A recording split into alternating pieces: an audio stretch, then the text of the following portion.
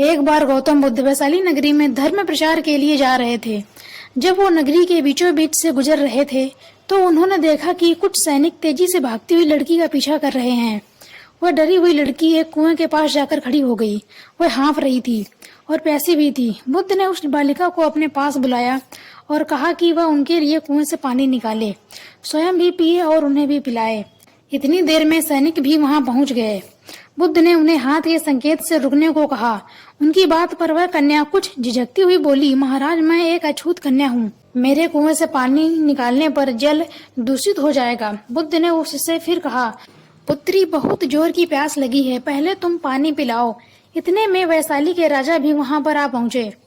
उन्होंने बुद्ध को नमन किया और सोने के बर्तन में केवड़े और गुलाब का सुगंधित पानी पीने के लिए पेश किया, लेकिन बुद्ध ने उसे लेने से इनकार कर दिया। बुद्ध ने बालिका से एक बार फिर अपनी बात दोहराई। इस बार बालिका ने साहस बटोर कर कुएं से पानी निकालकर स्वयं भी पिया और गौतम बुद्ध को भी पिलाया। पानी पीने के बाद बुद्ध ने बालिका से भय का कारण पूछा। कन्या ने बताया, मुझे संयोग से राजा के दरबार में गाने का अवसर मिला था। राजा ने मेरा गीत सुनकर मुझे अपनी गले की माला पुरस्कार में दी थी, लेकिन उन्हें किसी ने बताया कि मैं एक अछूत कन्या हूँ। यह जानते ही उन्होंने अपने सैनिकों को मुझे कैद खाने में डालने का आदेश दिया। मैं किसी तरह उनसे बचकर यहाँ तक आ पहुँची थी कि आप मिल गए।